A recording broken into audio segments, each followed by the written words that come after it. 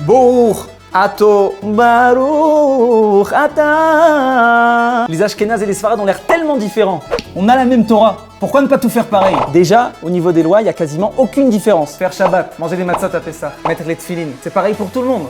Mais en pratique, il y a des toutes petites nuances. Par exemple, avant Rosh Hashanah, les Sfarades récitent certaines prières plus longues que les Ashkénazes. Les garçons Sfarades portent le grand talit dès la bar mitzvah. Pour la plupart des Ashkénazes, c'est à partir du mariage.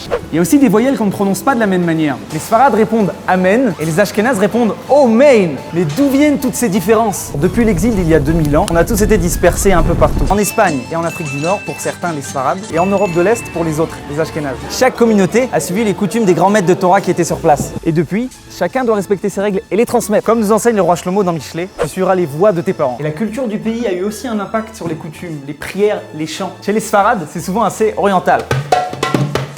Chez les Ashkénazes, c'est un peu plus solennel. Sauf chez les Chassidim. Ils viennent d'Europe de l'Est, mais ont une joie toute particulière dans la pratique des mitzvot. Autre chose de très culturel, c'est la cuisine. C'est sûr qu'on ne mange pas la même chose en Pologne et au Maroc.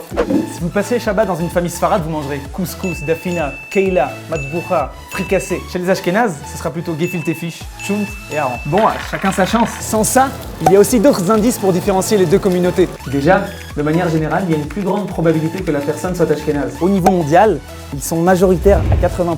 Sauf à Paris, où les synagogues ashkénazes se comptent sur les doigts d'une main. Deuxièmement, il y a des noms qui ne trompent pas. Monsieur Ben Shimol, il vient pas de Yougoslavie. Quoi? Lejstrom.